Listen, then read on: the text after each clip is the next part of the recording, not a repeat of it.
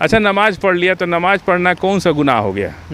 पूरे देश में हर कोई सदियों से हर कोई कहीं भी हरि कीर्तन करता है, कहीं भी नमाज पढ़ लेता है, समय होता है तो नमाज पढ़ लेता है। बहुत से मंदिरों में हम लोग नमाज पढ़े हैं। टाइम हो गया, कार्यक्रम में गए हैं, हम लोग राजनीतिक व्यक्ति हैं, मंदिर में हैं, किसी शादी ब्याह कार्यक्रम में हैं और टाइम हो गया तो मैंने पूछा कि पुजारी जी मस्जिद कहाँ है, तो बोले कि बहुत दूर है, यहीं हम साफ़ करवा दे रहे, बरामदा में पढ़ लीजिए आप लोग। हम लोग पढ़ लिए।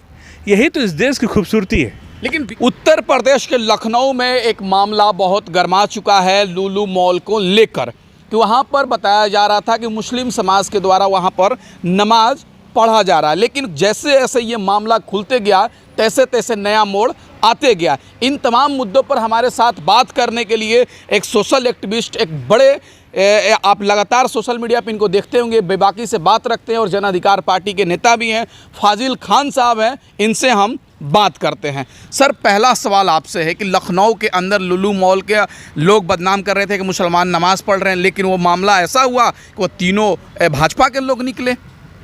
देखिए, हर जगह भाजपा के लोग ही निकल रहे हैं जी। अभी लुलु मॉल भारत का सबसे बड़ा मॉल है जी।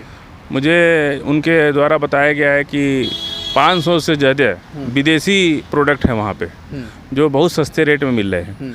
और 13 एकड़ में बना ये मॉल है। लखनऊ भारत का पहला इतना बड़ा मॉल है। लखनऊ के दूसरे मॉल काफ़ी पीछे हो गए उनसे, और ये एक बिजनेस साजिश है। दूसरे मॉल के लोगों ने, जो हिंदूवादी संगठन के नेता हैं, उन लोगों को कुछ मैनेज करके एक विवाद खड़ा किया है ताकि लुलु मॉल में सोशल बाइकआउट हो, ये हो, वो हो। वो ये इससे प्रदेश का बहुत नुकसान होगा। जो विदेशी इन्वेस्टमेंट योगी जी इतनी मेहनत करके सबमिट करा करके देश दुनिया के लोगों को बुला रहे, वो क्या सुनेंगे? ये क्या सोचेंगे कि कैसा प्रदेश है ये? कोई आएगा? ये बात ये नहीं सोच रहे। इनको किसी ने कुछ समझा दिया, हिंदू संगठन के जो नेता हैं उनको दूसरे मॉल वालों ने कुछ कह दिया कि जाकर के ऐसा करो तो हमारा पब्लिक जो है वहाँ से नाराज़ होकर इधर से उधर जाएगी। लेकिन भारत की जनता बहुत समझदार होती है। काफ़ी दिनों से ये लोग अपने साजिश में षड्यंत्र कर रहे हैं। हिंदू, मुसलमान, सिख, ईसाई सबको लड़ाना, आपस में राजनीति हो गई है। अच्छा, नमाज पढ़ लिया तो नमाज पढ़ना कौन सा गुनाह हो गया? पूरे देश में हर कोई सदियों से हर कोई कहीं भी हरि कीर्तन करता है, कहीं भी नमाज पढ़ लेता है, समय होता है तो नमाज पढ़ लेता है। बहुत से मंदिरों में हम लोग नमाज पढ़े हैं। टाइम हो गया, कार्यक्रम में गए हैं, हम लोग राजनीतिक व्यक्ति हैं, मंदिर में हैं, किसी शादी ब्याह कार्यक्रम में हैं और टाइम हो गया तो मैंने पूछा कि पुजारी जी मस्जिद कहाँ है, तो बोले कि बहुत दूर है, यहीं हम साफ़ करवा दे रहे, बरामदा में पढ़ लीजिए आप लोग। हम लोग पढ़ लिए। यही तो इस देश की खूबसूरती है। लेकिन विवाद भी तो उठ रहे हैं कि क्यों नमाज पढ़ेंगे, ये लोग जमीन जिहाद कर रहे हैं, आरोप लग रहे हैं आप पे। ऐसा नहीं है। कोई भाजपा के लोग तो आरोप लगा रहे हैं ना। भाजपा के लोग भी नहीं लगा रहे। कुछ संगठन हैं जो भाजपा में जगह नहीं मिल पाई उन लोग को। भाजपा में भी तो बहुत पद है ना, सरकार में है लोग, उन लोग को पद में जगह नहीं मिली तो वो लोग सब भाजपा को बदनाम करने के लिए इस तरह का षड्यंत्र कर रहे हैं भाजपा के खिलाफ। ये भाजपा को समझना पड़ेगा कि भगवाधारी को विवाद में डाल रहा है, भगवा को बदनाम करने की कोशिश की जा रही है, हिंदू धर्म को बदनाम करने की कोशिश की जा रही है, समाज को विद्वेष फैलाने की कोशिश की जा रही है, योगी सरकार को बदनाम करने की कोशिश की जा रही है। इसीलिए योगी सरकार ने बहुत सख्ती से वहाँ कहा कि भाई कोई भी इस पर विवाद नहीं होना चाहिए। और दूसरी बात है, यूसुफ अली केरला के रहने वाले हैं और वो दुबई में उनका बिजनेस है, वो वहाँ मॉल यहाँ खोल दिए। तो एक तो बहुत बड़ी उपलब्धि है ना कि उत्तर प्रदेश पूरे जितने भारत के प्रदेश हैं सब में ना खोल के एक उत्तर प्रदेश में खोल दिया। तो अब ये बात बेचैनी लग रही है इनको। देखिए, यूसुफ अली से प्रॉब्लम नहीं है, दुबई के मुसलमान से प्रॉब्लम नहीं है, शारजा के मुसलमान से प्रॉब्लम नहीं है, कतर के मुसलमान से प्रॉब्लम नहीं है, अरब के मुसलमान से प्रॉब्लम नहीं है। इन लोगों को प्रॉब्लम अपने देश के मुसलमान से, अपने भाई से, जिसके साथ सदियों से खेले कूदे पले बड़े, जिसके साथ हम लोग संस्कृति हमारी, जो हमारे एकदम अपना खून है, उनसे इनको समस्या है। भारत का मुसलमान अच्छा नहीं लगता है, चाहे योगी जी हों, चाहे मोदी जी हों, चाहे भाजपा के लोग हों, चाहे दूसरे हिंदू संगठन के लोग हैं। देखिए आप यूसुफ अली का कितना बड़ा स्वागत किए लोग, उस माल का कितना स्वागत हो रहा है। लेकिन नफरत इनको कतर के मुसलमान से नहीं है। अरब का मुसलमान बहुत अच्छा है, दुबई का मुसलमान बहुत अच्छा है। भारत के मुसलमान ने क्या बिगाड़ा भाई आपका? क्या भारत के मुसलमान से इतना नफरत करते हैं? आप नमाज नहीं पढ़ने देंगे, आप कुर्बानी नहीं करने देंगे, आप कोई भी हमेशा सार्वजनिक स्थान पर। अभी मैं नेहरू प्लेस पे था, वहाँ हरे रामा हरे कृष्णा वाले जो है बीच बाजार के अंदर नेहरू प्लेस मार्केट के अंदर हर कीर्तन कर रहे। हम भी 10 मिनट खड़े होकर सुने, 400-500 लोग खड़े होकर सुन रहे थे, अच्छा लग रहा था। यही तो हमारे देश की सुंदरता है, यही तो खूबसूरती है। क्यों तोड़ रही इस खूबसूरती को, क्यों बदसूरत कर रही है लोग? ये अपने राजनीतिक लाभ फायदे के लिए ये लोग देश की जनता को लड़ा रहे। राजनीति है पूरी तरह से, राजनीति के चलते देश जो है बांट रहे लोग, विचारधारा में बंटवारा हो रहा है। लेकिन सर कहीं ना कहीं सरकार भी तो उन पे कड़ी एक्शन नहीं ले रही है। कहीं हमने लगातार देखा, कहीं मुसलमानों को कहा जाता है जय श्री राम बोलो नहीं तो मारा जाएगा, कहीं ये गाय के नाम पर मारा जा रहा है। आखिर सरकार भी तो उनको चंद दिनों तक गिरफ्तार करती है, फिर बेल दे जाती है। उन पे सख्ती क्यों नहीं करती है, सख्त से कार्रवाई क्यों नहीं करती है? देखिए, हमारे यहाँ संविधान में प्रावधान है इसी तरह का जी कि बेल तो देना है ही है, चाहे कोई किसी भी पकड़ा जाए किसी कार्यक्रम में जी। और चूंकि कभी इस देश में संविधान बनाने वाले बाबा साहेब अम्बेडकर या दूसरे लोग जो उनके साथ थे, वो कभी सोचे भी नहीं होंगे कि हमारे देश में धर्म को लेकर कभी इतना नफरत बढ़ेगा। इसलिए कानून उसी तरह का बना कि बहुत हल्का कानून है, जिसकी वजह से ये लोग बेल तो हो ही जाती है। अब नमाज पढ़ लिया तो कौन सा अपराध है? अगर मैं यहाँ टाइम हो गया और यहाँ नमाज पढ़ लिया, कोई आके कहे आप नमाज क्यों पढ़ रहे हैं, तो जाती है ना। कोई हमेशा अभी कांवड़िया चल रहे हैं, ये लोग बोले कि ईद बकरीद के दिन, जुमा के दिन नमाज नहीं होगा सड़क पर, नहीं पढ़े मुसलमान नमाज, क्योंकि हमारी नमाज पर कोई आपत्ति कर देगा तो हमको नमाज जायज़ नहीं है हमारी, इसलिए हम नहीं माने। हम पढ़ लिए मस्जिद के अंदर 2 बार 3 बार पढ़े, लेकिन सड़क पर नहीं पढ़े। लेकिन आज कांवड़ यात्रा निकल रही है ना, कोई तकलीफ है किसी को? पूरा एक तरफ का रोड बंद है, जाम लग रहा है लंबा लंबा, लेकिन हम बर्दाश्त कर रहे हैं। यही तो देश का हमारी खूबसूरती है कि आप जब जहाँ मन करे कांवड़ यात्रा निकालिए, जहाँ मन करे वहाँ नमाज पढ़ लीजिए, जहाँ मन करे वहाँ कीर्तन कर लीजिए, जहाँ मन करे वहाँ मिलाद पढ़ लीजिए। इस देश में इस दुनिया में सबसे अच्छा माना जाता है भारत को इसी के लिए कि इतने धर्म जाति मजहब के लोग के होने के बावजूद भी हमारी एकता और अखंडता में बल है। सर, हिंदू राष्ट्र बनाने की तैयारी हो रही है, क्योंकि लगातार भाजपा के साथ जुड़े जो संगठन हैं वो कह रहे हैं भारत को हिंदू राष्ट्र बनाएंगे। तो क्या हिंदू राष्ट्र बनने के बाद दलित मुसलमानों को भी, दलित को भी नुकसान है क्या? 900 साल मुगल रहे इस देश में, तो मुस्लिम राष्ट्र नहीं बना। सभी जात धर्म के लोग यहाँ अपना काम करते थे। मंदिरें भी हज़ार साल पुरानी हैं और 200 साल अंग्रेज रहे, तो क्रिश्चियन देश नहीं बना पाए। हमारा देश हिंदू राष्ट्र ये एक मतलब कल्पना है। इस देश में जब तक संविधान रहेगा, बाबा साहब अम्बेडकर ऐसा संविधान बना गए। अरे इस देश में एक हिंदू मुसलमान थोड़े रहता है। आदिवासी सरना कोड बिल जंतर मंतर पर आया था जी। और 20 करोड़ की संख्या है आदिवासी की। वो कह रहा है कि हम हिंदू नहीं हैं। वो कह रहा है कि हमारा सरना कोड बिल लाओ और हमारा जनगणना में हमारा कॉलम दो, हम 20 करोड़ हैं, हम अलग, हमारी संस्कृति है, हम इस धर्म को नहीं मानते। 20 करोड़ वो हैं। बुद्धिस्ट दलित जो है, दलित और पिछड़ी जाति के बहुत से लोग प्लेन एरिया में जो काऊ बेल्ट है, उसमें बुद्धिस्ट की संख्या कम से कम आप क्या समझते हैं? 20-25 करोड़ बुद्धिस्ट की संख्या है इस देश में। तो 20-25 करोड़ आदिवासी चले गए, 20-25 करोड़ बुद्धिस्ट चले गए, 10-15 करोड़ ईसाई हैं, 15 से 20 करोड़ के बीच में सिख हैं। तो कौन सा राष्ट्र बनाएंगे आप? आपकी संख्या कितनी है कि आप कहाँ इतना उतावले हो रहे हैं? लेकिन दावे तो हो रहे हैं ना लगातार। ब्राह्मण और बनिया, ये 3 बिरादरी छोड़ के बाकी कौन हिंदू है? आदिवासी कह रहा है कि हम हिंदू नहीं हैं। दलित कह रहा है कि हम हिंदू नहीं हैं। इतना तिरस्कार अपमान कर रहे हैं, उसको पैर में चप्पल नहीं पहनने देते। घोड़ी अभी 403 महीना के अंदर NCRB का डाटा है, जात के नाम पर 300 आदमी की हत्या हुई इस देश के अंदर 3 महीने के अंदर। इसी जयपुर में, 1 मिनट, इसी जयपुर में मोछ रखने के लिए एक दलित की हत्या हो गई। मुख्यमंत्री ने कहा था कि हम इनके बच्चों को नौकरी देंगे, नहीं तो दिया नौकरी। तो मोछ रखने पर हत्या हो जाती है, घोड़ी पे चढ़ के शादी करने पर हत्या हो जाती है, पैर में चप्पल पहन के आप चले गए तो हत्या हो जाती है, दूल्हा घोड़ी पे चढ़ के शादी कर लिया तो हत्या हो जाती है, आप बढ़िया मोटरसाइकिल खरीद के आप चल रहे हैं तो आपकी हत्या हो जाती है कि आप क्यों मोटरसाइकिल पर चल रहे हैं। आप पहले समीक्षा तो कीजिए, इस देश में हो क्या रहा है।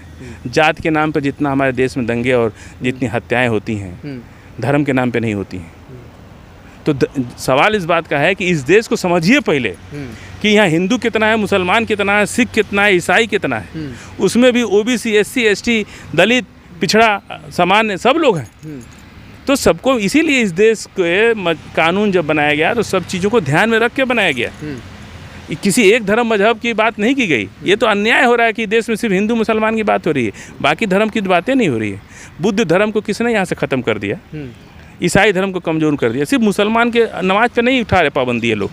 ये कुछ गुंडा एलिमेंट है देश के अंदर जो सत्ता का कहीं ना कहीं घुस करके एक पोर्टफोलियो में रह करके अपना आवरण बना लिया है। वो मुसलमान को नमाज पढ़ने से तकलीफ दे रहा है और वही जो है हनुमान चालीसा भी नहीं करने दे रहा है। और 25 दिसंबर को पूरे देश में ईसाइयों को क्रिसमस डे नहीं मनाने दिया गया आउटर एरिया में कि क्या आप धर्म परिवर्तन करा रहे? कौन लोग हैं ये लोग? हिजाब नहीं पहनने देंगे, दलित को पैर में चप्पल नहीं पहनने देंगे। अरे कौन है आप लोग कि आपकी मर्जी से देश चलेगा? क्या आपकी मर्जी से देश चलेगा कि संविधान से चलेगा देश? इस देश ने भारत का पूरा संविधान बदल सकते हैं क्या आप? मूल प्रस्तावना नहीं बदल सकते, फंडामेंटल राइट्स नहीं बदल सकते। संविधान जब बना तो हमसे संविधान ने वादा किया था 1947 में कि हम आपके धार्मिक कार्यों की पूरी आज़ादी देते हैं कि अपनी धार्मिक आधार पर अपनी ज़िंदगी जिए आप। ये कैसे बदल देंगे उसको? संविधान ने जब हमसे वादा किया तो वादा तोड़ देंगे, वादा तोड़ देंगे तो इनको। और आप कह रहे हैं कि बुद्धिस्ट हैं, सिख हैं, जैन हैं, दलित हैं, जो हिंदू नहीं है अपने आप को, लेकिन चुनाव तो होते हैं तो भाजपा को ही तो सारे वोट मिल जाते हैं। अभी आजमगढ़ में उपचुनाव हुआ था, उत्तर प्रदेश में चुनाव हुआ था, तमाम तो भाजपा जीत रही है ना। देखिए हमारे देश की राजनीति भले लोग कहने को ये कहते हैं कि हिंदू वोट देता है, ऐसी बात नहीं है। भारत का नागरिक आप कांग्रेस भाजपा के सामने पिछले 60-65 साल में भ्रष्टाचार, बेरोजगारी, इतना करप्शन, एक मंत्री जो साइकिल नहीं था जिसके पास, वो 40-40, 50-50 लाख की गाड़ी से घूम रहा है, 10-10 करोड़ का कोठी बना लिया। तो जनता उन सब चीज़ों से परेशान होकर के भाजपा के साथ गई है। आज भी कोई चेहरा सामने नहीं आ रहा है। एक ठो नेता के पास 20-20 गाड़ियाँ निकल रही हैं जिसके पास कुछ नहीं था। तो जनता को तो विकल्प की तलाश है। मतलब तीसरा विकल्प क्या है? आपके नज़र में भाजपा अच्छा काम कर रही है? नहीं, मेरे नज़र में भाजपा कुछ हर सरकार करती है। अच्छा और बुरा हर सरकार करती है। मैं भाजपा को नंबर नहीं दे रहा हूँ। कुछ चीज़ें इनकी अच्छी भी हैं, कुछ चीज़ें बहुत बुरी हैं। जिस तरह अग्निपथ योजना, अभी तो युवाओं का मौका है भाई साहब, कह रहे हैं भाजपा के नेता लोग। वो कहने दीजिए। संबित पात्रा जी भी टीवी डिबेट में कह रहे थे आपसे 3-4 साल के लिए मौका है ना। जिंदगी 4 साल की तो नहीं है ना, जिंदगी 4 साल की नहीं है। वो तो हम तो कह रहे कि हाँ। और इतना ही नहीं, मदरसे के बच्चे हमको मिले कल पहाड़गंज में, ट्रैक सूट खरीद रहे। हम पूछे क्या हुआ? बोले 4 साल सही, कम से कम हम लोग भी अग्निवीर बनेंगे। इतना बड़ा परिवर्तन आया है। लेकिन 4 साल की ज़िंदगी नहीं ना है। वो तो बेरोजगारी इस पराकाष्ठा पे है कि लोग सोच रहे हैं कि डूबने को तिनके का सहारा। चलो भूखे मरने से अच्छा है 4 साल तो खाने को मिलेगा, उसके बाद देखेंगे क्या करना है। इस कदर बेरोजगारी है इस देश के अंदर कि लोग अब 500 रुपये पे खाना खिलाने पर नौकरी लोग कर रहे हैं इस देश के अंदर। आपको विश्वास नहीं होगा, आप दिल्ली में हैं, बहुत से ऐसे आपको युवा मिल जाएंगे जो किसी की बेगारी करता है, उसकी गाड़ी साफ करता है, उसके घर का साग सब्जी लाता है, क्योंकि उसको उस घर से 3 टाइम भोजन मिल जा रहा है। इस लेवल पे बेरोजगारी है। आप इतनी समस्या गिना रहे हैं और टीवी स्टेडियम बैठ के सत्ता पक्ष के पत्रकार तो कह रहे हैं देश एकदम चंगा है, देश खुशहाल है। टीवी डिबेट में हम भी जाते हैं, हमारी लड़ाई उनसे होती है। खुशहाल इसलिए कि वो खुशहाल हैं। संबित पात्रा पहले मोटरसाइकिल चलते थे, अब 50 लाख की गाड़ी से चल रहे हैं, तो उनकी खुशहाली है। वो खुशहाल है तो उनको लग रहा है कि दुनिया खुशहाल है। ऐसी बात नहीं है। जनता के अच्छे दिन आए कि नहीं आए? जनता के बहुत बुरे दिन आ गए, अभी और बुरे दिन आएंगे। आप मालूम है कि रिजर्व फंड तक नहीं है देश के अंदर जी। और किस तरह सरकार अभी दाल चावल, दूध दही, मक्खन पे जीएसटी लग रहा। तो मजे लीजिए ना। आप सोचिए कफन पे जीएसटी लग रहा है। कफन खरीदने जाएंगे ना बाजार में, जब मरेगा आदमी तो कफन खरीदने जाते हैं। हिंदू, मुसलमान, सिख, ईसाई सबको कफन चाहिए। कफन पे भी जीएसटी लग रहा है। आप सोचिए, जब आप दूध दही, अब आपकी भैंस दूध देगी तो आप जीएसटी कहाँ लग जमा करेंगे? आप दूध बेचेंगे तो जीएसटी रजिस्ट्रेशन कराना पड़ेगा आपको। दही मक्खन बना के बेचेंगे तो जीएसटी रजिस्ट्रेशन कराना पड़ेगा आपको। लेकिन प्रधानमंत्री जी 2014 से पहले अरे और सुन लीजिए, उस जीएसटी में अगर 5-7 रुपए का फर्क पड़ गया हिसाब किताब में, तो आज तक इस देश में वैट रहा, टैक्स रहा, तो उस तमाम तरह का टैक्स रहा, कभी जेल जाने का प्रावधान नहीं था। जो बनिया समाज भारतीय जनता पार्टी का दम भरता है, जो कहता है कि असली पार्टी यही है, उसी बनिया समाज के लिए एक जीएसटी कानून लाया जिसमें अगर 5 रुपये का हेर फेर हुआ तो पुलिस आपको जेल में डाल देगी। उस कानून में से नियम है। और कितना लोग जेल चले गए, कितना लोग आते हैं, जीएसटी अफसर पैसा मांगता है, घूस नहीं देने पर उठा के अंदर डाल देता है। लेकिन प्रधानमंत्री जी 2014 से पहले कहते थे कि दूध पर, दही पर, जो नेचुरली चीज़ है, गांव घर से निकल के आता है, उस पर जीएसटी नहीं लगना चाहिए, आटा पे नहीं लगना चाहिए, लेकिन आज फिर कल लग गया। प्रधानमंत्री जी कहते थे एक नेशन एक टैक्स, कहते थे ना जी। इनकम टैक्स दे रहे ना आप, वैट टैक्स दे रहे हैं और जीएसटी भी दे रहे हैं, और उसके बाद पेट्रोल पंप पे वैट भी लग रहा है, हम जीएसटी भी दे रहे हैं, इनकम टैक्स भी दे रहे हैं। कितना तरह का टैक्स है, टोल टैक्स, वैट, एयर, आप चले जाइए पंप पे तो 70% जो है टैक्स की वसूली पेट्रोल डीजल के माध्यम से आती है, तो वहाँ तो वैट चल रहा है। जूता चप्पल कपड़ा दूध दही मक्खन खरीदेंगे तो वहाँ जीएसटी दे रहे हैं, उससे जो बचेगा तो इनकम टैक्स देंगे, और सब कुछ से जब बच जाएगा तो एक तो देश में बहुत बड़ा टैक्स है, घूस टैक्स। अच्छा, और नहीं मालूम है क्या आपको? घूस टैक्स, टैक्स जमा करने के लिए भी आपको घूस टैक्स देना पड़ेगा। आप जाइए ना नई दिल्ली रेलवे स्टेशन पर, मैंने देखा है कि स्लीपर क्लास में जनरल का टिकट लेके जब त्यौहार में भीड़ ज़्यादा होती है, सीट नहीं मिलती है, तो लोग कहते हैं कि साहब हमारा पेनाल्टी बना दीजिए, हम स्लीपर में बैठ जाएं। तो पेनाल्टी का अगर 580 रुपये आया तो 100 रुपये टीटी ऊपर से लेता है कि हम तुम्हारा पेनाल्टी बना रहे हैं। ये देश है हमारा। अच्छा, मतलब पेनाल्टी भरने के लिए भी हम 100 रुपये घूस दे रहे हैं, और लोग कह रहे हैं कि आप तो भगवान है साहब, 100 रुपये लेके हमारा बना दिए। ये हमारे देश की जनता।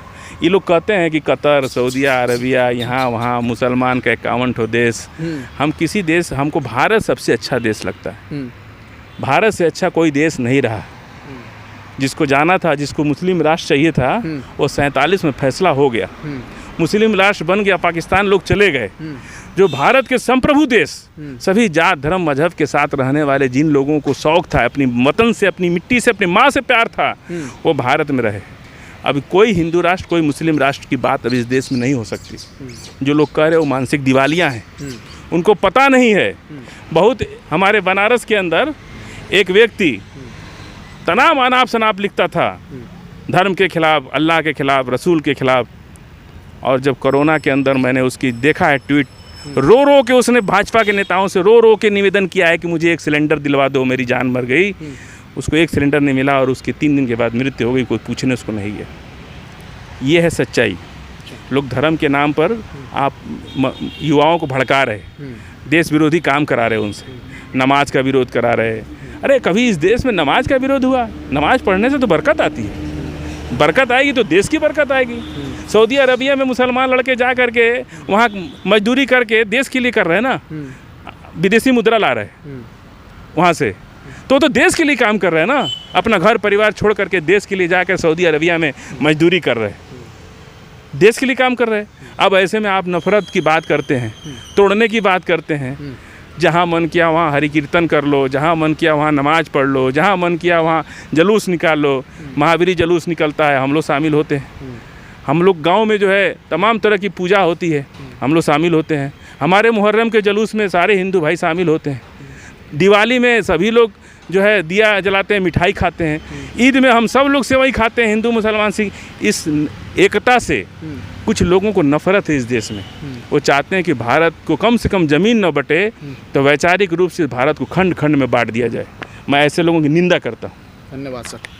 हमारे साथ फजील अहमद साहब थे, जो सोशल मीडिया पे हमेशा अपनी बेबाकी से बात रखते हैं और जन अधिकार पार्टी के नेता हैं। इन्होंने तमाम मुद्दों पर हमसे बात की है। ये इनकी राय थी, आपकी राय क्या है प्लीज़ कमेंट करके बताएं, और कैसा वीडियो हमसे अगला बनवाना चाहते हैं ये भी कमेंट करके बताएं। और चैनल को सब्सक्राइब नहीं किए हैं तो प्लीज़ चैनल को सब्सक्राइब करें, वीडियो को ज़्यादा से ज़्यादा शेयर करें।